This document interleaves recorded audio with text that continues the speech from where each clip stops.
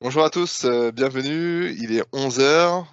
Je ne sais pas si tout le monde m'entend et tout le monde nous voit avec Maxime Malroux, du coup mon associé.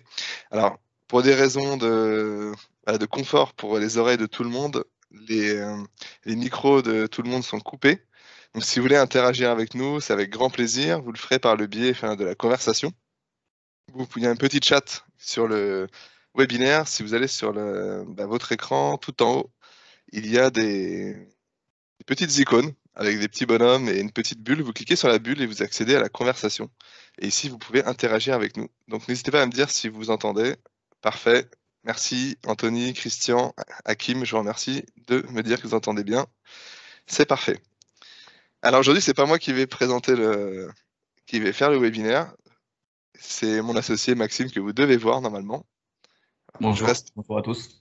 Vous êtes très nombreux, alors je reste en support pour gérer la partie intégration des personnes, le slide et tout ce qui va être voilà, support. Aujourd'hui, je suis l'assistant et c'est parfait. Je me permettrai d'intervenir parce que ça me démange quelquefois.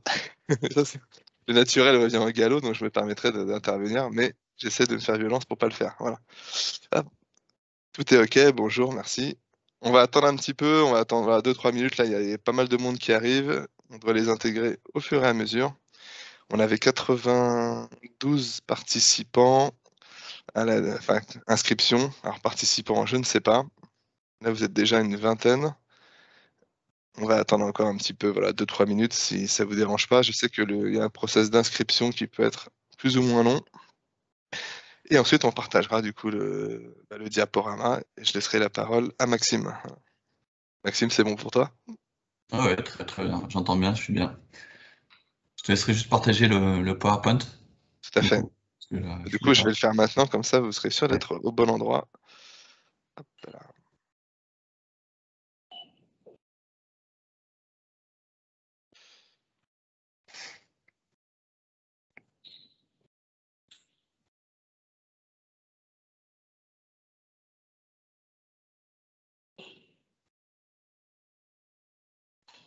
Voilà, normalement, vous devez le voir en grand. Si c'est le cas, je veux bien que vous me disiez que c'est bon dans la Ouais, fenêtre c'est de bon, j'ai mis. conversation. On va bien. Superbe. Hop là.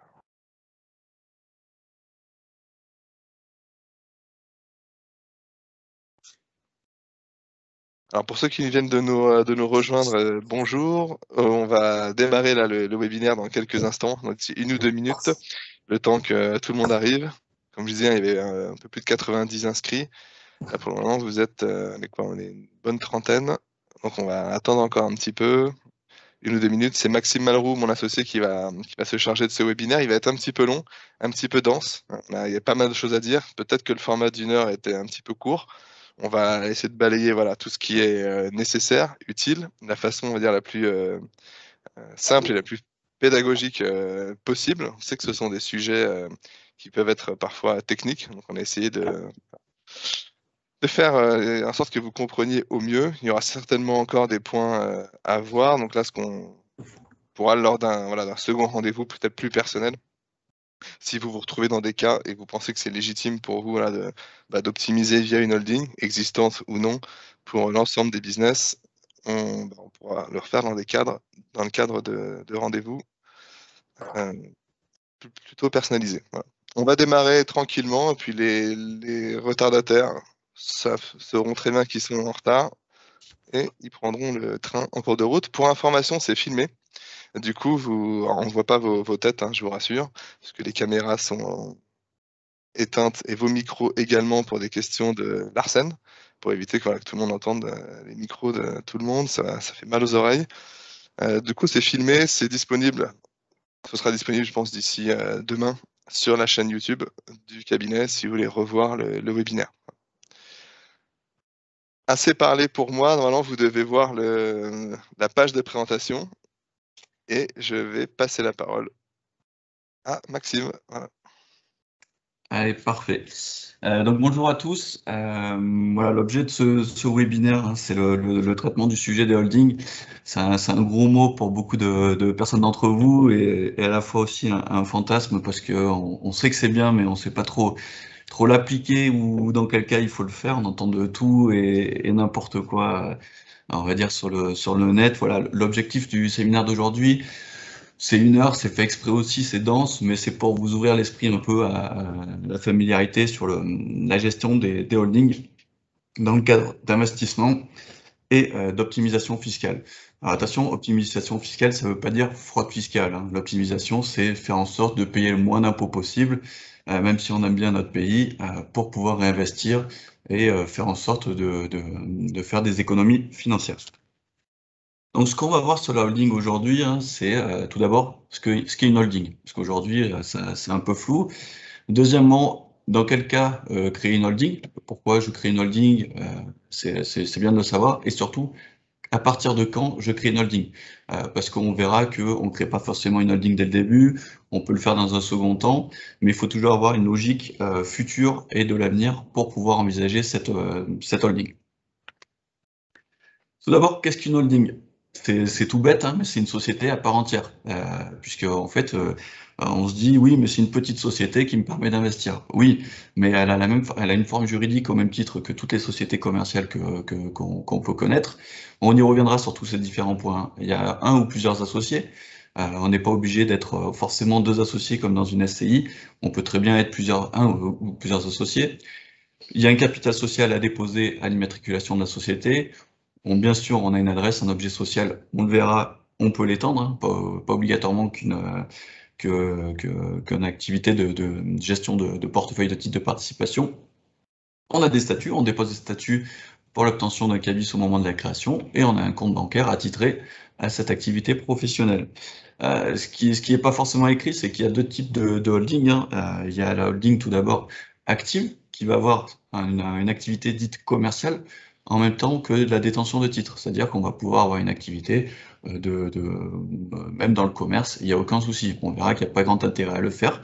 Et la deuxième type de holding, c'est la holding passive, qui, elle, uniquement détient des titres de participation d'autres sociétés, quel que soit le type de société des filiales.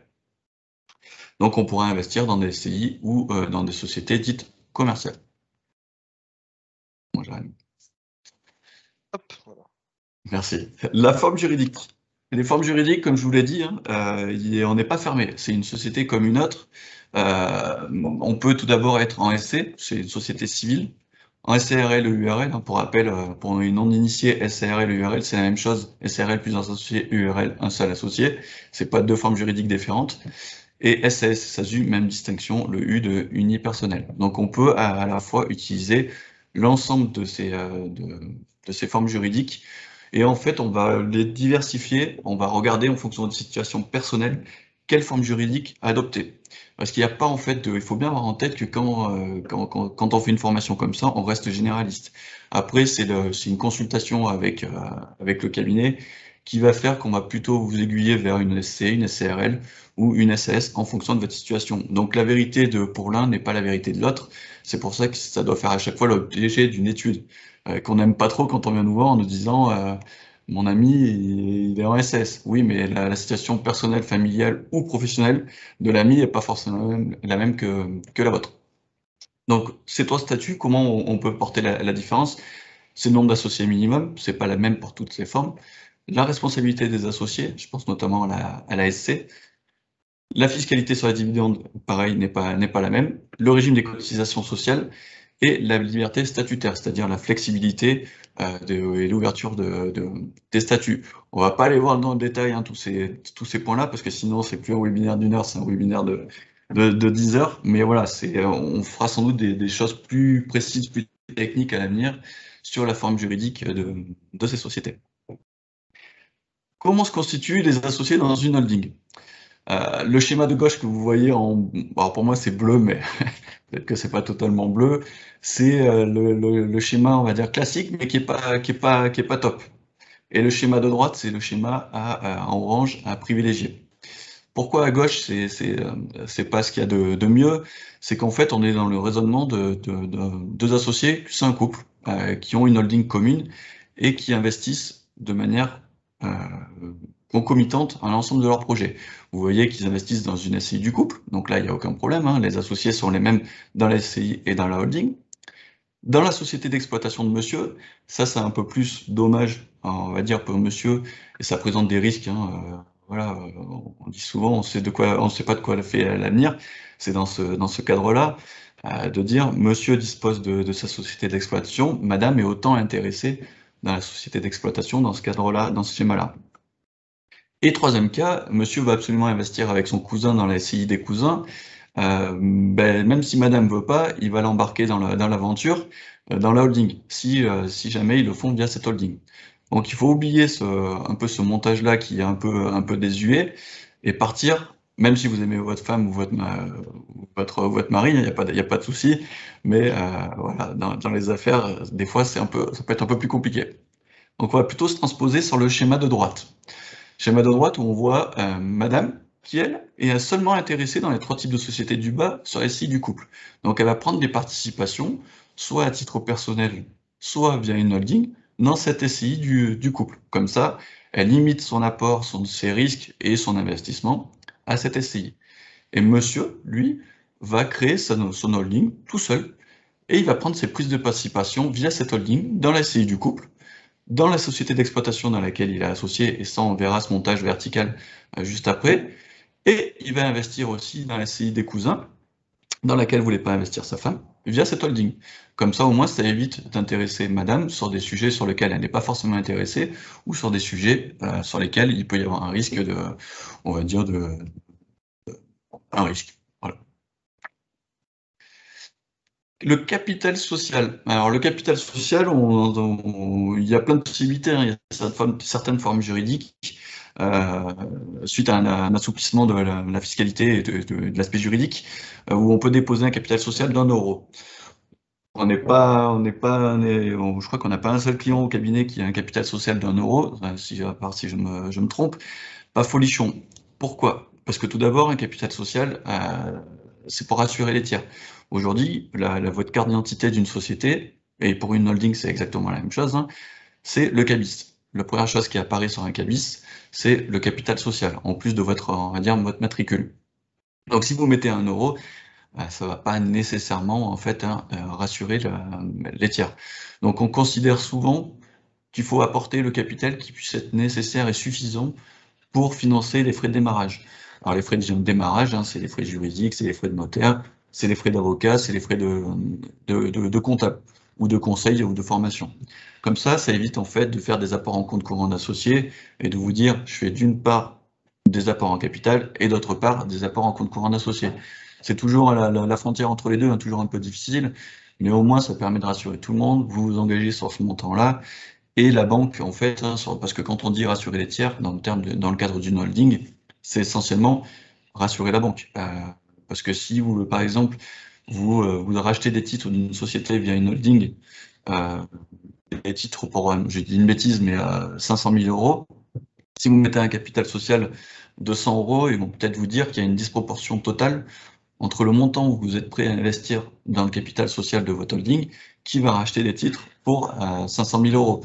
Donc voilà, il faut essayer de trouver une proportion. On accompagne nous toujours au cabinet en disant, voilà, on aime bien le capital qui finance ces points de départ, et où on fait un apport perso qui est bien sûr bloqué, parce que le capital social d'une holding est figé tant que vous la liquidez pas ou la cédez pas. Voilà sur la partie capital de la holding. Pourquoi créer une holding? Alors, le premier slide est cher à Jérémy et à moi. Vous allez vous dire, on est expert comptable, 1 + 1, ça fait 3. Non, ça fait pas 3, ça fait bien 2. Mais pour nous, ça fait 3, puisque ce sont des effets de synergie, en fait, hein. Quand on a 2 sociétés dites d'exploitation où il y a une activité, on en crée toujours une 3e. Pourquoi? On va le voir après, mais il y a un réel intérêt pour ça. On verra aussi que l'intérêt de la holding prend tout son sens dans l'optimisation des dividendes, et notamment dans le cas de réinvestissement. C'est fondamental, hein. C'est pas une fausse idée ou un fantasme de l'investisseur. Les dividendes, c'est vraiment très important de passer via ce montage-là. Si on est dans le réinvestissement, on prendra un exemple, hein, où vous verrez que c'est imparable, les chiffres parlent plus que Jérémy ou moi. On verra que ça peut être aussi intéressant dans le cadre d'un rachat d'une société existante, notamment en termes de protection patrimoniale.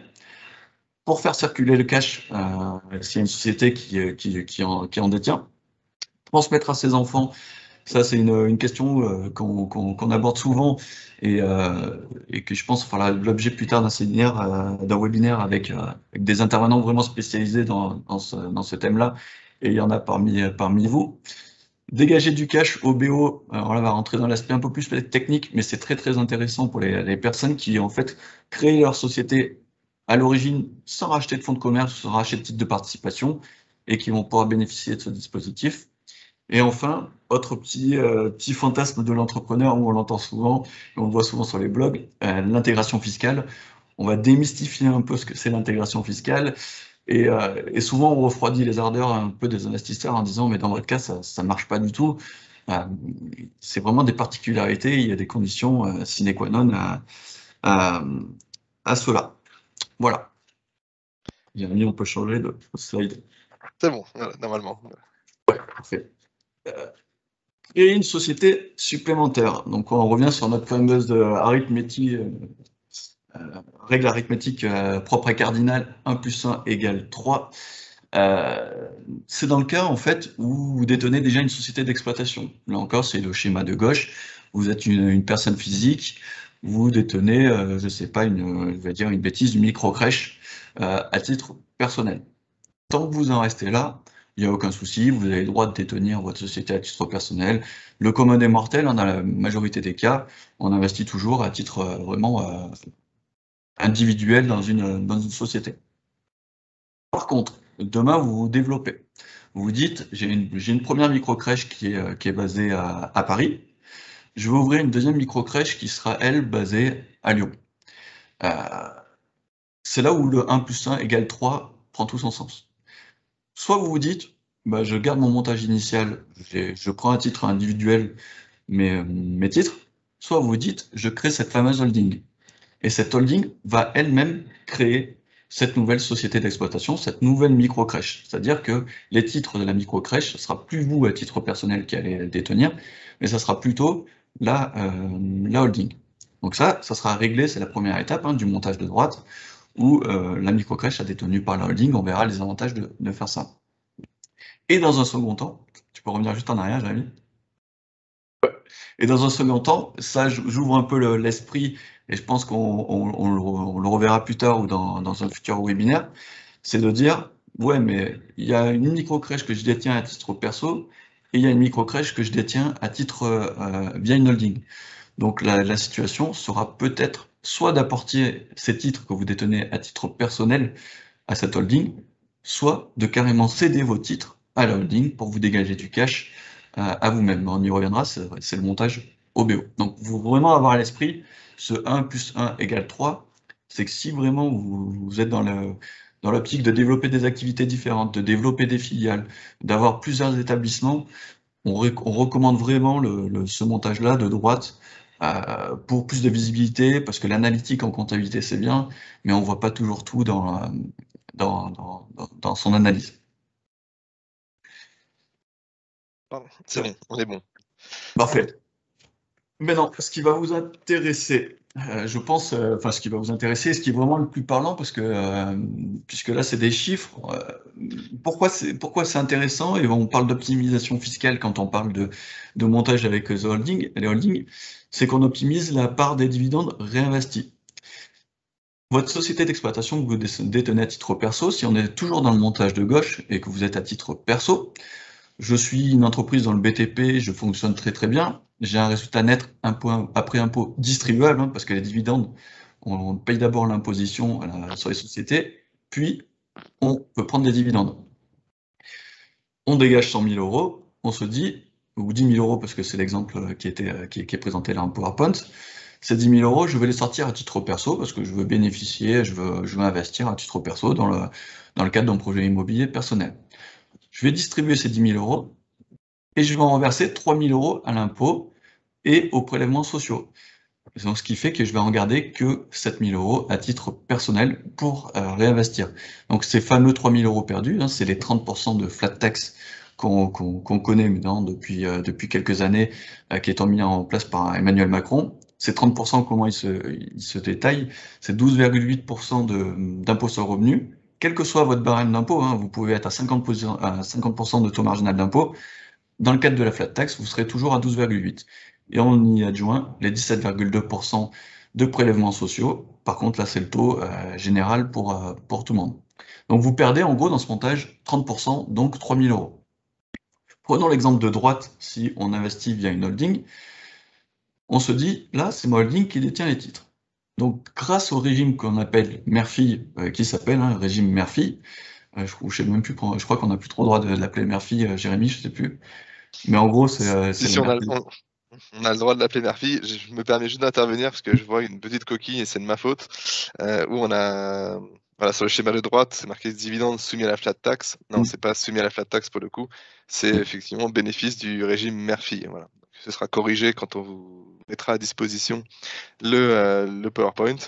Voilà, il y a une petite coquille, je tiens à préciser. Bah, parfait. Donc, on a toujours ces 10 000 euros de résultat dans le schéma de droite de société d'exploitation. Sauf que là, je bénéficie justement du régime mère-fille et non de la flat tax.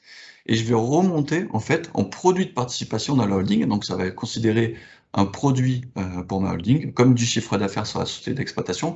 Sauf que je vais le retraiter fiscalement grâce à ce régime mère-fille. En fait, on n'imposera qu'une fraction de 5% de ces 10 000 euros. Donc 5% de 10 000 euros, ça fait 500 euros, qui seront imposables tout en haut. Et pourquoi, en fait, dans le slide, il est écrit qu'on dispose de 9 925 euros de cash à investir? C'est qu'on impose ces 500 euros au taux d'impôt sur le revenu, alors sur les sociétés minimales, là on est dans le cadre de 15%, ça fait 75%, 75 euros de fiscalité versus 3 000 euros à gauche.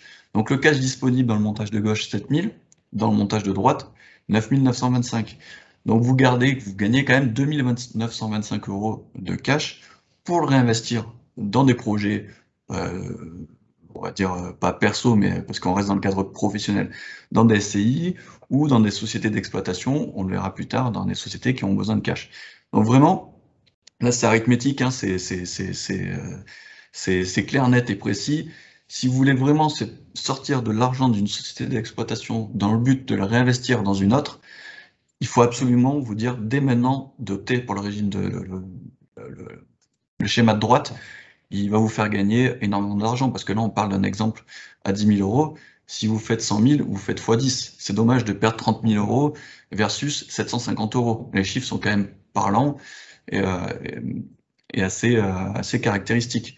Parce qu'on n'est pas là pour vous faire superposer les sociétés. Vous êtes dans un intérêt de dire, voilà, commercialement pour le cabinet, on va créer des nouvelles sociétés ou on va suivre la compta. On s'en moque un peu, on est plutôt là dans une démarche de conseil et pour vous faire gagner de l'argent parce que c'est pour ça que vous nous payez. Alors apparemment, Jérémy, il n'y a plus de son. Paraît-il. Alors, je vais te dire ça. Tac, tac, tac. Ah si, apparemment, c'est bon. C'est bon? Ok. Oula. Donc voilà, au niveau du cash, pourquoi il faut vraiment opter pour le régime de droite dès le début. C'est bon, Jérémy, pour moi sur cette slide. Pourquoi Opca ou la holding et le montage holding peut être intéressant? On est toujours dans le cadre de gauche, vous achetez une société existante. Alors si vous avez de la chance, vous avez le cash personnel pour investir dans cette société-là et vous n'avez pas d'emprunt. Donc au final, très peu de risques. Même si nos préconisations au cabinet, c'est plus on s'endette entre guillemets, mieux c'est. Aujourd'hui, les taux d'intérêt sont tellement faibles qu'on profite de l'effet de levier de la dette, ce qu'on appelle l'effet de levier de la dette, c'est qu'on va pouvoir financer sur 7 ans quelque chose qui vous rapporte de l'argent. Donc n'investissez pas du cash qui peut vous être utile par ailleurs si vous pouvez emprunter auprès des établissements bancaires. Si vous achetez à titre individuel une société existante, vous allez prendre des risques à titre perso. C'est-à-dire que vous allez avoir une confusion de patrimoine entre vous à titre perso et à titre pro. Vous, voilà, vous achetez je sais pas, vous investissez dans une société qui fait des tests Covid et le Covid n'existe plus dans un an, ce qu'on espère tous, et ça se casse la figure alors que vous avez acheté à 1 million, vous avez l'emprunt à titre perso, vous devez rembourser à titre perso, c'est-à-dire qu'on va aller vous chercher en responsabilité personnelle, personnelle, c'est-à-dire que vos biens immobiliers personnels peuvent être pris en compte dans ce cadre-là. On va plutôt aller dans le schéma de droite, si vous faites un emprunt, c'est-à-dire que vous allez intercaler entre vous, personne physique, et la société cible que vous allez acheter, une holding. C'est-à-dire que vous, à titre perso, vous allez détenir les titres de la holding et qui elle-même va détenir la société cible d'exploitation. Pourquoi? Parce que, en fait, c'est que je lis les questions en même temps, c'est pas bon. C'est que l'emprunt sera porté par la holding et donc le risque sera porté par la holding. Si demain on a le même exemple et que ça ne fonctionne pas très très bien en termes de remontée, cette holding en fait va prendre le risque de ne pas réussir et ça n'ira pas à vous à titre perso. On ne pourra pas vous engager à vous à titre perso. Alors, les banques aujourd'hui peuvent vous demander un nantissement départ ou une hypothèque à titre perso, et dans ce cas-là, vous êtes aussi, à hauteur de ce qu'ils vous demandent comme engagement, engagé à ce niveau-là. De la même manière qu'on l'a vu tout à l'heure pour le financement des dividendes, imaginons que vous avez un emprunt à titre perso et que vous devez rembourser l'emprunt à titre perso. Deux solutions pour financer ça. Soit vous dites que vous le financez sur vos économies, c'est un peu bête, ça c'est la troisième solution qu'on oublie tout de suite. Soit vous vous dites, c'est mon salaire qui remonte de la société cible, qui le finance, c'est pas optimisé. Soit vous vous dites, c'est les dividendes qui financent ça et vous perdez à chaque fois 30%. Si on est dans le schéma de gauche. Si on va à droite, dans la société holding, là vous remontez les dividendes, on a le régime Murphy, on ne paye que les fameux 75 € sur les 10 000 €, et on rembourse dans notre emprunt. Donc en fait, on ne perd pas d'argent pour uniquement rembourser notre emprunt.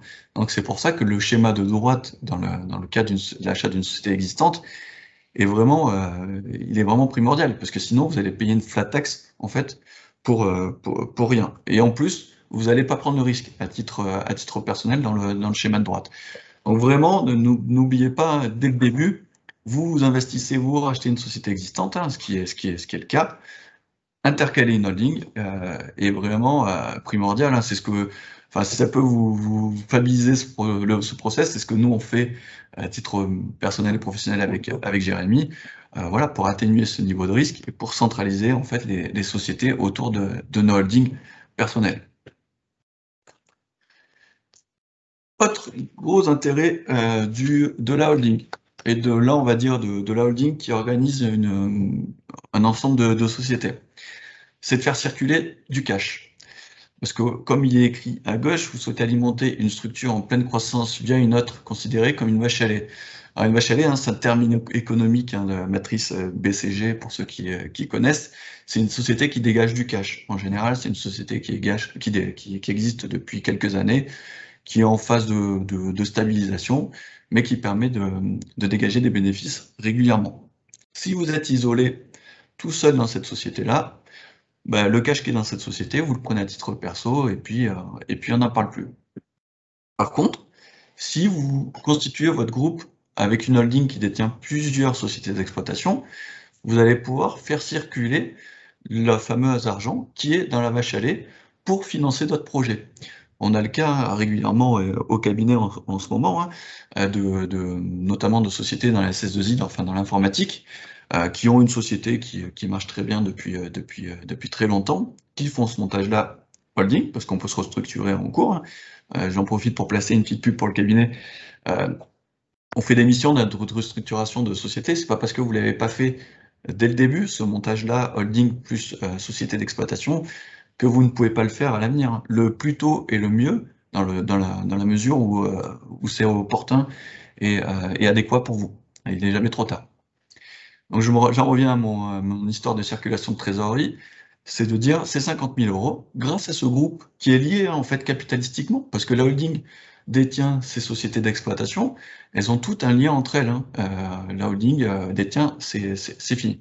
Donc on va pouvoir très bien remonter l'argent à la holding, soit via des conventions de trésorerie, qui sont faites juridiquement en disant, voilà, on autorise la transmission de trésorerie entre la holding et la société identifiée. C'est un acte juridique hein, qui se fait sous forme comme une assemblée générale. Et cette holding qui détient une autre fille va pouvoir dire, bah, tiens, je te prête pour financer ce projet-là. En fait, les 50 000 euros vont pouvoir aller dans une société qui est dite sœur, puisqu'il y a un lien capitalistique. On peut même, hein, si c'est un ensemble de sociétés qui sont toutes liées capitalistiquement parlant, prêter entre sœurs, même si elles-mêmes n'ont pas de lien capitalistique, puisqu'elles sont détenues par la même société holding. Ça, c'est vraiment très important, hein, de toujours rédiger ces conventions de trésorerie où chacun peut prêter de l'argent à l'autre en cas de besoin. Seul petit hic, obligation de rémunérer ses apports entre sociétés. Alors ça c'est la théorie, hein, mais ça se doit aussi d'être la pratique de rémunérer comme à une banque, à un taux d'intérêt, en général le taux maximum légal autorisé par l'administration fiscale, hein, qui est fixé tous les trimestres. On finance ces apports. Tandis que si on ne fait pas ce montage, hein, on l'a vu, on est obligé de sortir avec la flat tax, on paye 30% pour au final réinvestir dans une société qu'on détient. Donc c'est un peu dommage de perdre ces 30%, de passer par la douane, sachant qu'on passe pas forcément la frontière française. Donc vraiment, pensez bien que si vous avez du cash dans une société, que vous avez un autre projet, que vous allez mettre dans une autre société, c'est dommage de pas en bénéficier. Donc ce montage, là encore une fois, hein, est vraiment primordial. C'est bon, Jérémy, pour ce slide. Petit point, alors là, on va pas rentrer dans le détail parce que Pacte du Trail, c'est pas notre métier, c'est pas notre cœur de métier, hein, les cabinets d'expertise comptable. C'est le métier de beaucoup de consultants. Et il y en a parmi vous qui le maîtrisent bien mieux que nous, donc on sera peut-être l'occasion de proposer un webinaire avec un partenaire sur ce fameux Pacte du Trail. En gros, ce qu'il faut retenir, hein, c'est la transmission d'une société dans le cadre familial. C'est pour éviter qu'un père qui a créé une entreprise transmette à ses enfants de la même manière ou vende à ses enfants de la même manière que s'il vendait à un tiers qu'il ne connaît pas. C'est pour favoriser en fait la transmission familiale. Donc, comme il est écrit, hein, le dispositif offre un abattement de 75% de la valeur des titres du groupe d'entreprises sur lesquels sont calculés droits de succession ou de donation. Donc l'abattement, hein, vous êtes imposé sur uniquement 25%, contrairement à si vous donniez, je sais pas, 200 000 euros, où là, vous n'aurez pas d'abattement. Donc c'est quand même voilà, plutôt intéressant si vous avez un projet de transmission intrafamiliale de le faire via ce régime-là.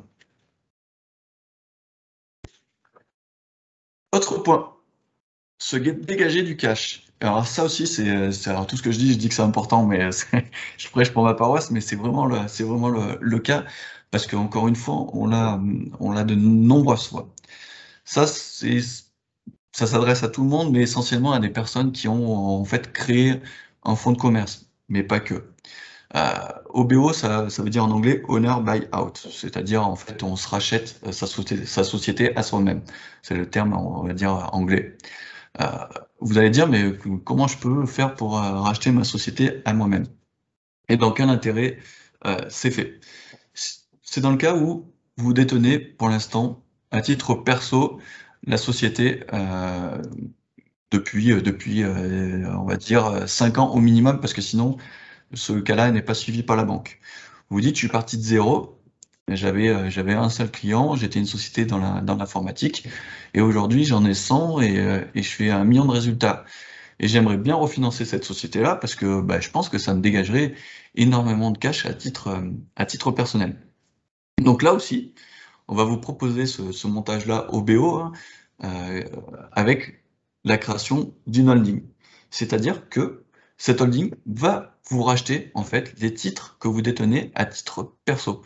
La holding, ou même comme si c'était pas une société complètement tiers, hein, va faire un emprunt et va vous payer à vous, à titre personnel, le prix qu'on estime hein, de cette société-là. Donc vous allez, par exemple, admettons, on a une société qui vaut 1 million, Alors on fait abstraction de la fiscalité, vous récupérez ce million au bout de 10 ans sur ce que vous avez déjà créé, capitalisé, et vous allez continuer via ce montage holding. Donc c'est pour ça qu'on dit que ça permet de vraiment dégager du cash. Alors c'est vraiment à titre personnel, pour en fait vous gratifier de ce que vous avez constitué depuis le début de la création de votre société. Donc ça, c'est quand même plutôt un montage relativement intéressant à faire. Alors encore une fois, il faut voir la fiscalité dessus, hein, parce que en fonction de la durée des tensions de vos titres, la fiscalité est lourde. Donc on va plutôt vous stopper si c'est trop précoce, ou vous y encourager si c'est un peu plus tard. Le petit inconvénient, hein, c'est de justifier vraiment d'une bonne valorisation de ces titres que vous destinez à titre perso, pour éviter que vous alliez voir un banquier, vous dites bah, financez-moi ma boîte qui vaut 1 million, et qu'en fait sur le marché elle vaut 500 000 euros. Voilà, on va vous demander des évaluations, on va vous demander pas mal de petites choses pour attester en fait de la valorisation de, de ces titres. Deuxième solution, je vais juste revenir, qui est pas forcément mentionnée, c'est cession pour dégager du cash. Mais là, encore une fois, c'est pour vous ouvrir l'esprit. Possible aussi de faire des apports de titres avec sursis ou report d'imposition en fonction des cas. C'est un avantage fiscal parce que pas de fiscalité immédiatement. C'est-à-dire que vous apportez vos titres, hein, vous en faites grâce, entre guillemets, à une société en contrepartie du capital d'un holding, et lorsqu'il y a une cession ultérieure, vous êtes fiscalisé dans ce cadre-là. Mais on peut faire un apport en faisant intervenir un commissaire aux apports. Voilà, c'est juste qu'il faut connaître ce montage-là, mais il ne vous permet pas de dégager ce cash qui est primordial, hein, pour tout le monde au quotidien, à titre personnel ou professionnel. Dernier petit thème à aborder, et après on passera à la phase question. Tu vois, Jérémy, j'ai été rapide, j'étais bon. Félicitations. Ouais, mais c'est pour, voilà, c'est comme ça, bon, ça permettra de faire les questions et les réponses. C'est l'intégration fiscale. Qu'est-ce que vient faire l'intégration fiscale dans notre exemple? Ben, c'est que sans holding et sans tête de groupe c'est la mère qui détient ses filles, on n'a pas d'intégration fiscale, hein, parce qu'il faut impérativement qu'il y ait un lien capitalistique entre les deux, enfin entre les deux, au moins deux sociétés, hein, bien sûr, parce que sinon il n'y a pas d'intégration fiscale. C'est pour ça qu'il faut qu'il y ait une tête de groupe, et c'est ce qu'on appelle vulgairement la holding. Là aussi, j'arrête les fantasmes, parce qu'on pense toujours intégration fiscale est égale à optimisation systématique. Certainement pas. C'est-à-dire que je prends l'exemple de plusieurs sociétés qui sont détenues par une holding et qui détient, toutes ces sociétés-là font un résultat positif. Il n'y a aucun intérêt à opter pour l'intégration fiscale. Il y en a vraiment aucun. Autant que chaque société paye chacune son imposition avec le taux d'imposition réduite d'impôt sur les sociétés, hein. Tout ça, petit rappel fiscal, on a 15% de taux d'impôt sur les sociétés jusqu'à 38 120 euros de résultat net. Et au-delà, on a un taux dégressif aujourd'hui qui est passé à 26%, mais qui, pour rappel, pour ceux qui entreprennent depuis plus longtemps, 33 un tiers, 28%, et qui descend à 26%, et qui descend chaque année. Dans quel cas c'est intéressant pour un groupe d'opter à l'intégration fiscale? C'est dans le cas où j'ai une société qui dans notre exemple, qui est égale à 10 000 euros. La société 3, 30 000 euros. Non, la société 1, 30 000, la société 2, 10 000, tu m'as fait un piège, Jérémy. Et la société 3, moins 25 000. Là, c'est dommage. C'est dommage, pourquoi?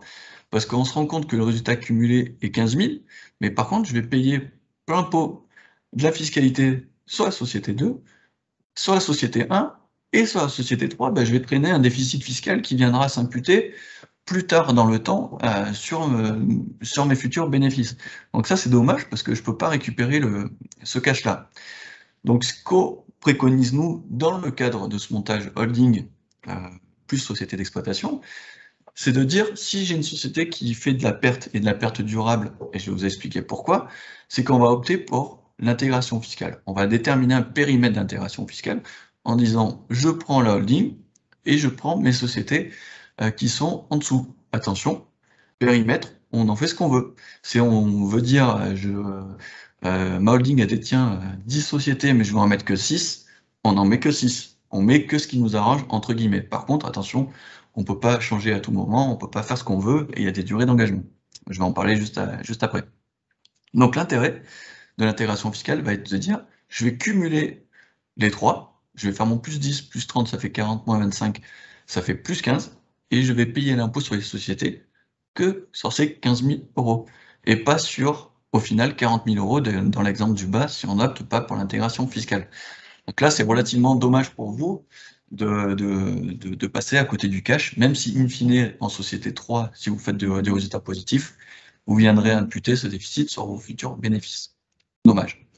Petit bémol de l'intégration fiscale, attention, on a ce fameux taux réduit que je vous ai évoqué de 15% jusqu'à 38 120 euros sur chaque société pris indépendamment. Par contre, si on opte pour l'intégration fiscale, on a une seule fois le taux réduit sur l'ensemble de sociétés.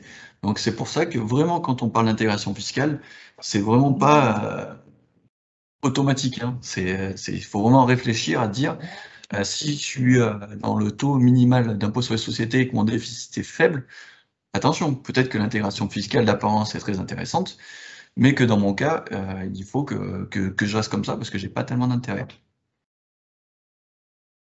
Les conditions pour opter à l'intégration fiscale, il faut que toutes mes sociétés soient déjà soumises à l'impôt sur les sociétés. On peut pas mettre par exemple de SCI à l'impôt sur le revenu. Hein. Il faut que ces sociétés soient françaises. Alors, il y a quelques exceptions sur les filiales françaises étrangères, pas mal de choses comme ça. Donc ça, on verra au cas par cas si vous en avez besoin. L'option pour l'intégration fiscale est valable 5 ans. C'est-à-dire que si une année, on se dit j'ai eu besoin de financer la société 3 pour 100 000 euros et il fallait absolument que je dégage le cash, c'était intéressant une année, mais ça ne sera pas les années d'après, surtout pas le faire. Mais encore une fois, il faut calculer les bienfaits de cette intégration pour éviter de vous retrouver avec une option qui est valable une année et intéressante une année, et l'année 2, 3, 4, 5, bah, j'ai plus d'intérêt, et donc je perds tout mon avantage fiscal. Et dernière obligation, et ça là, c'est pas des moindres, hein, il faut que votre holding soit détenu par au moins 95% de personnes physiques. Donc derrière, vous ne pouvez pas intercaler un nombre infini de sociétés. Vraiment, il y a un périmètre d'entrée dans l'intégration fiscale qui est pas si simple, qui est pas propre à tout le monde. Donc voilà sur l'intégration fiscale. Donc pour synthétiser un peu le tout, hein, je vais pas reprendre tout le spectre, mais vraiment l'intérêt de la holding, c'est vraiment de centraliser et d'économiser, et c'est d'arbitrer en fait vos sociétés entre elles.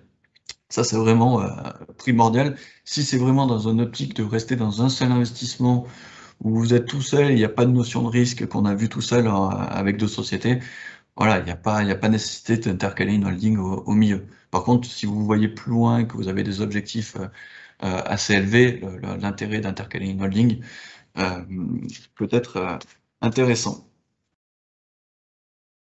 Voilà. Je vous remercie pour votre attention. Et maintenant, on va vous laisser place aux questions. Jérémy, je vais te laisser y répondre en partie parce que j'ai trop parlé.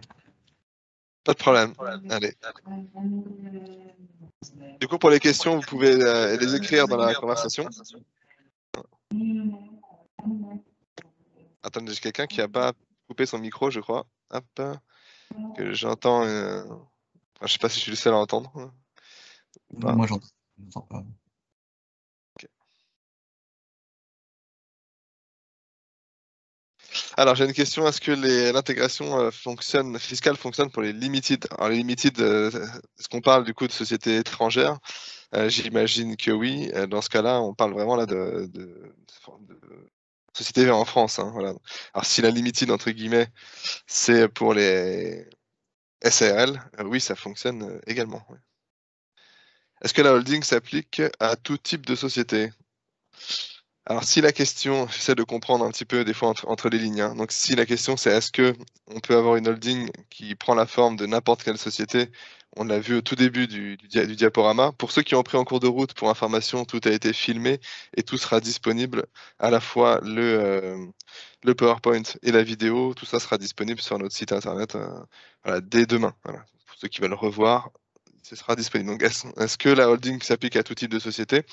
Oui, on peut avoir tout type de société. On préconise en général la société civile, la SAS ou la SARL en fonction de plein de critères différents à voir selon votre situation perso. Mais si c'était ça la question, je pense y avoir répondu. Si Thierry, si c'est pas clair, vous n'hésitez pas à me remettre à une petite couche en précisant. Parfait, merci. Alors, ayant une SCI à l'IS créée depuis 2008, est-il intéressant de restructurer la SCI et du coup, en l'intégrant dans une holding? Parfois oui, oui, parfois non, dans la mesure où ça a un coût, soit d'apporter, soit de racheter les parts. Donc, encore une fois, deux possibilités, hein. Vous apportez les parts de la SCI que vous détenez à une autre holding que vous détenez, donc dans le cas d'un apport. Euh, ou bien dans le cas d'une revente, on l'a vu avec l'OBO. Donc ça dépend également des résultats. Est-ce quelle est la fiscalité aujourd'hui sur cette SCI et est-ce qu'on a du cash disponible? Voilà, tout ça, ça peut être une bonne solution en effet, à voir selon vos objectifs, encore une fois, personnels, hein. Euh, Alors, j'ai Romain qui me demande dans le cas d'un montage holding SCI, la part de détention idéale de la holding doit-elle être de 99%? Encore une fois, c'est très personnel. Le pourcentage, enfin, la prise de participation de la holding dans la SCI, il va dépendre de votre, finalement, de votre capacité et votre volonté à réinvestir l'argent qui est généré par la SCI. Je m'explique. La SCI génère, admettons, 10 000 euros, pour reprendre l'exemple de tout à l'heure, de bénéfices chaque année. Vous pouvez très bien être tenté de réinvestir la totalité ou quasiment la totalité. À ce moment-là, on maximisera la part de la holding dans la SCI, donc 99% de détention pour la holding, 1% pour vous, par exemple. Mais vous pouvez très bien être tenté de dire, moi je travaille, gérer la SCI, ça me demande de l'énergie, ça me demande du temps.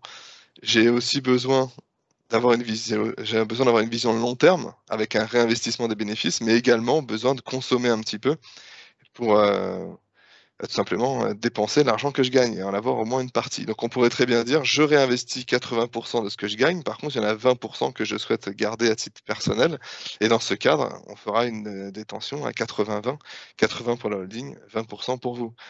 On peut tout imaginer, du 90-10, du 70-30, du 50-50, tout dépend voilà, de la part des bénéfices de la fille que vous souhaitez réinvestir. Celle-là, elle remonte à la holding. Et le reste, vous le récupérez à titre perso, avec de la flat tax, certes, mais qui sera directement consommable. Alors, est-ce que la holding peut détenir des SCI et des SRL? Tout à fait, la holding, elle peut tout détenir. Son objet social, c'est de détenir des participations, que ce soit dans les sociétés civiles, dans les sociétés commerciales, peu importe. Vous pouvez détenir également, vous pouvez vous en servir pour détenir ce que vous souhaitez et dans n'importe quelle, on va dire, proportion. Vous voulez, on parlait de la SCI des cousins. J'ai pris la liberté de mettre une icône d'Australopithèque. C'était pour représenter le cousin rustre, voilà, avec lequel on n'a pas forcément envie d'investir quand on est le conjoint. Bon, vous pouvez très bien investir voilà, dans une société d'un ami, d'un cousin, d'une amie, à hauteur de 10, 15, 20, 30, 50%, voilà, via la holding. Donc, il n'y a pas de notion de participation minimale. La holding peut-elle détenir des SCI et une SASU en service informatique? Tout à fait. Encore une fois, la SCI, la holding n'a pas d'objet en tant que tel, si ce n'est que de, d'administrer un groupe et d'investir dans des sociétés, qu'elles soient à prépondérance immobilière ou des sociétés dites d'exploitation dans la donc informatique ou autre. Il y a pas, vous pouvez investir dans l'immobilier professionnel, dans l'immobilier d'habitation, dans une société de services informatiques, dans un garage automobile. Voilà. À partir du moment où on n'est pas dans des sociétés réglementées, parce que vous avez des métiers qui sont réglementés, je pense à la médecine, la pharmacie, l'expertise comptable, les avocats, enfin toutes ces professions-là.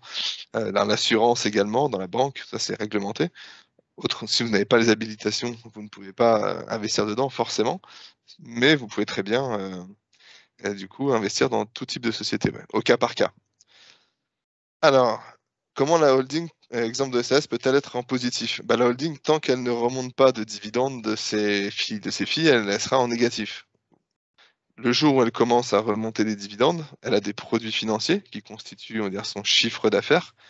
Et dans ce cas-là, elle est en positif. Alors, éviter la dissolution. L'idée, c'est d'avoir une structure qui, à très court terme, effectivement, n'est pas rentable, puisqu'il faut au moins un an et demi avant de récupérer les premiers dividendes. Et si les sociétés filles ne sont elles-mêmes, dans un premier temps, pas rentables, c'est sûr que cette structure-là va vous coûter un petit peu. Les premières années. À terme, on a une économie qui est sensible, donc il faut avoir, on va dire, un petit peu de cash disponible pour payer les frais de structure sur cette société, à savoir un peu de frais comptables chez nous, un peu de frais bancaires pour un compte bancaire, et une CFE, donc l'équivalent de la taxe d'habitation. Tout ça, ça représente, on va dire, en moyenne à peu près 1000 euros de frais par an, de frais de structure pour une holding passive.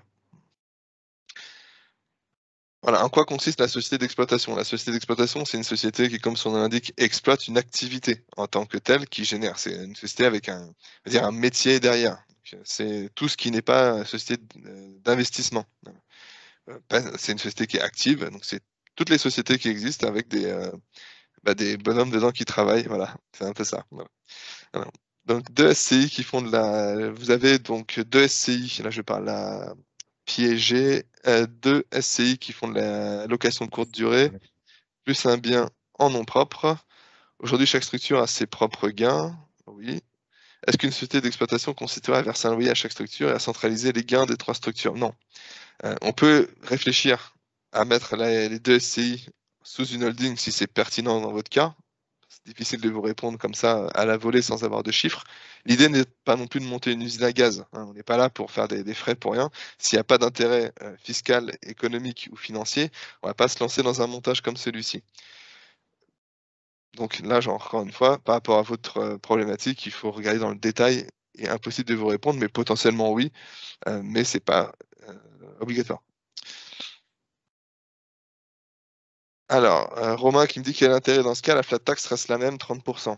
Oui, bien sûr, si vous voulez consommer ce que vous gagnez, vous paierez de la flat tax, évidemment. Mais la majorité des personnes, et quand vous ne souhaitez réinvestir, et c'est là que la holding prend tout son sens. C'est-à-dire que la holding, encore une fois, c'est vous qui me posiez la question de savoir si on faisait 99,1.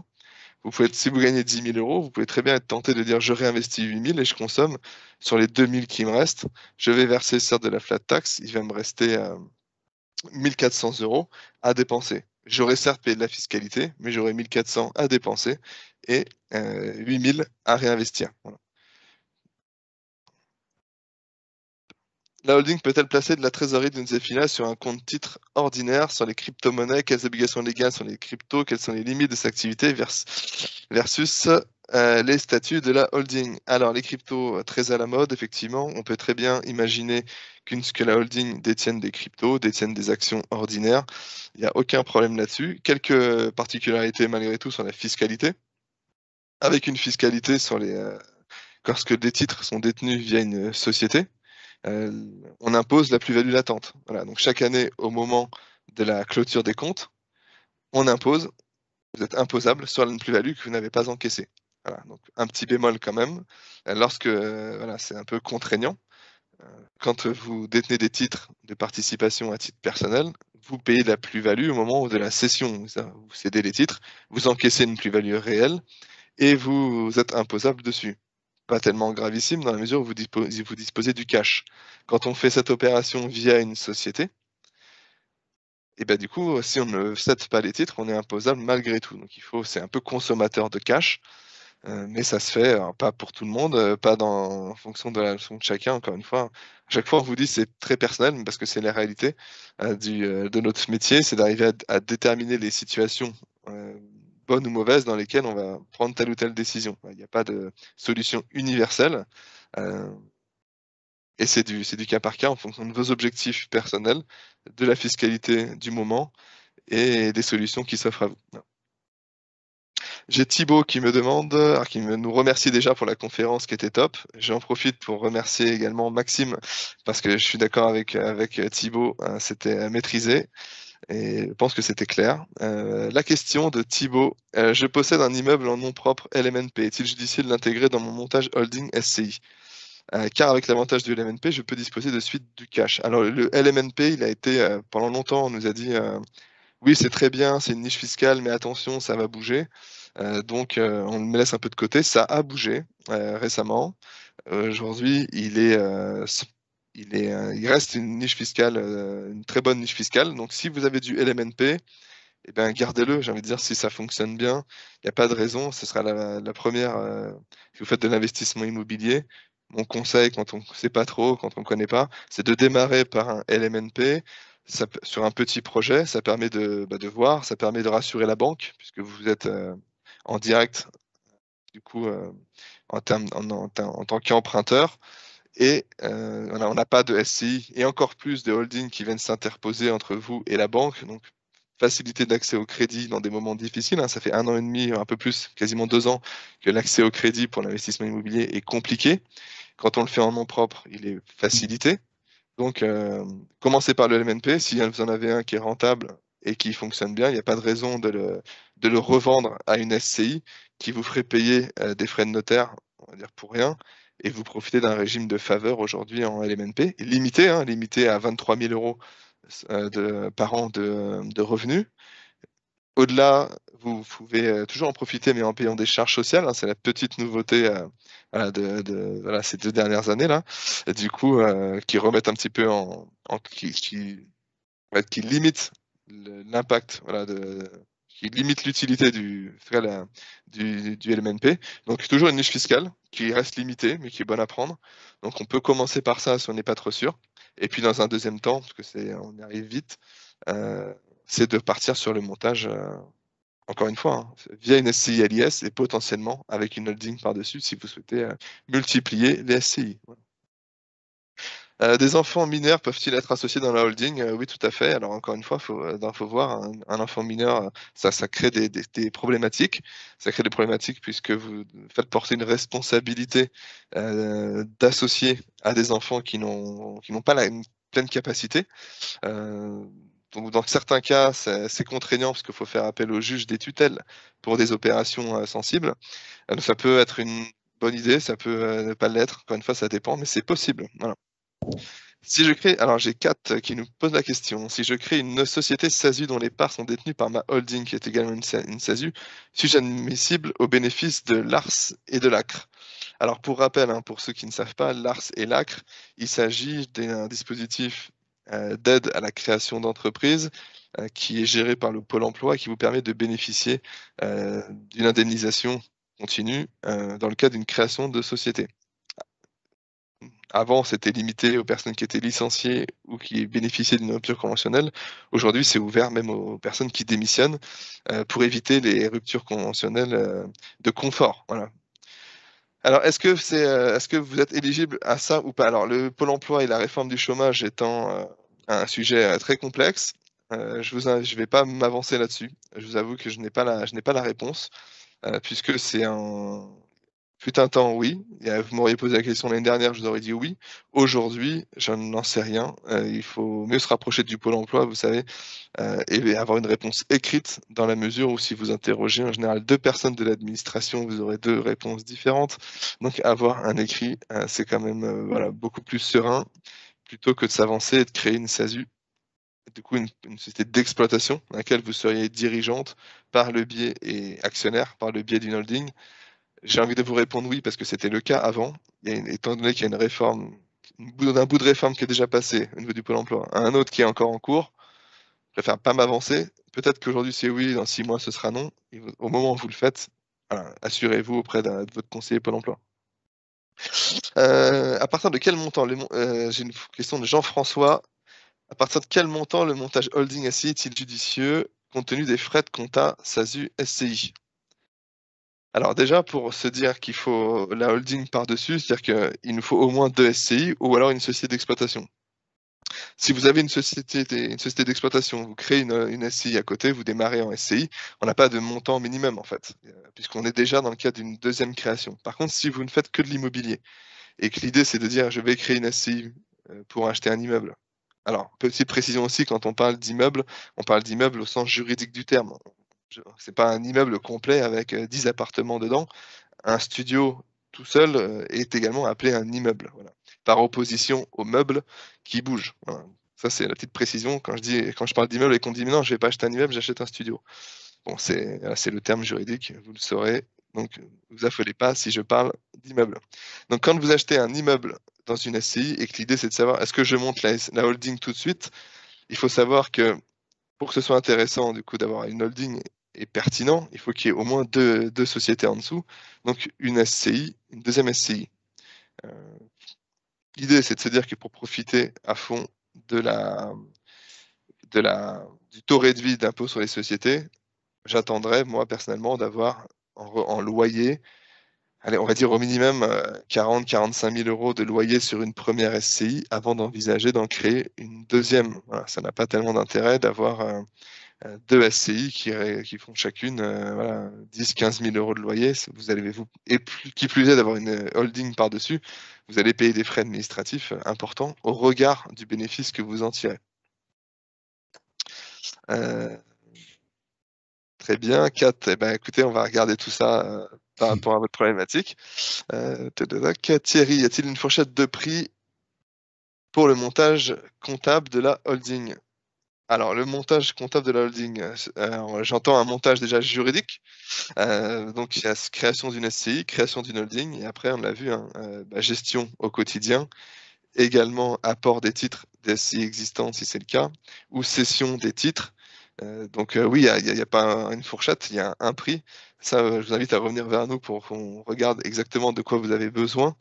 Et en fonction des besoins, on déterminera les actions à mener de notre côté et les tarifs qui sont liés, qui sont les tarifs du marché, hein. Il n'y a pas de surprise là-dedans. Romain qui me dit quel est l'intérêt d'associer la holding à une SCI IS plutôt qu'une SCI dite transparente. Pour rappel, pour ceux qui ne savent pas ce que c'est, la SCI dite transparente, c'est une SCI à l'IR, du coup à l'impôt sur le revenu.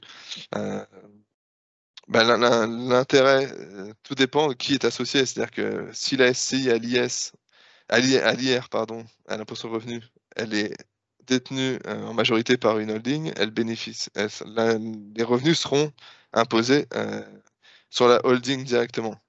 Voilà. Et vous ne bénéficierez pas du régime mère-fille, hein. Et encore moins d'intégration fiscale.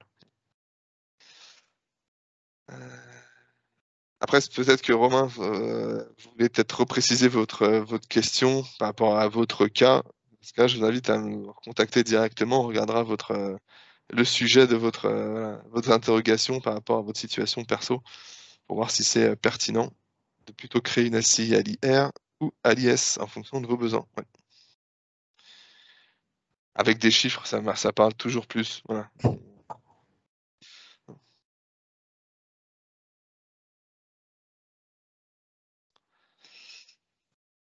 Je ne sais pas si vous avez encore des questions. On va rester 1 ou 2 minutes là en plus si jamais il n'y a pas de questions, histoire de vous attendre. Profitez-en, hein. Vous avez les questions qui sont posées via un chat. Merci Karine, merci Kat, merci Sébastien, merci Anne-Laure également, Elodie. Je ne vais pas tous vous citer, hein. Merci beaucoup. Merci. Voilà. Alors les QA, j'ai des questions. Je pense que c'est les QA. Je dirais question, et après. Je sais pas. Alors Sébastien, les QA, si vous pouvez nous préciser pour notre culture personnelle. Merci Hakim, merci Marie, Nadia également. Voilà. Donc l'idée de question answer. Ok, parfait. Ok, très bien. Oui, c'est sport, on a l'habitude de répondre au tac au tac de la façon la plus précise possible. Il faut juste bien maîtriser le sujet. Et jusque-là, je pense qu'on est plutôt pertinent là-dessus.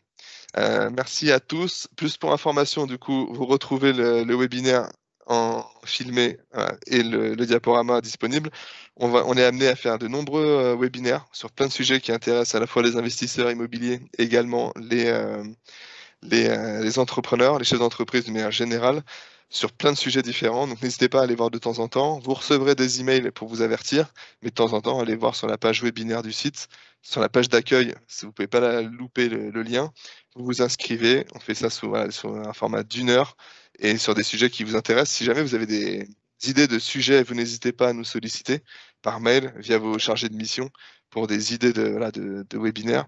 Il n'y a aucun problème, on est là pour diffuser de l'info. Vous retrouvez nos infos également, j'en profite pour faire un peu de pub pour le compte Instagram du cabinet qui s'appelle Cardinal-Group. Voilà, et là-dessus, vous retrouvez également pas mal d'infos sur des conseils, des astuces sur l'entrepreneuriat et l'investissement.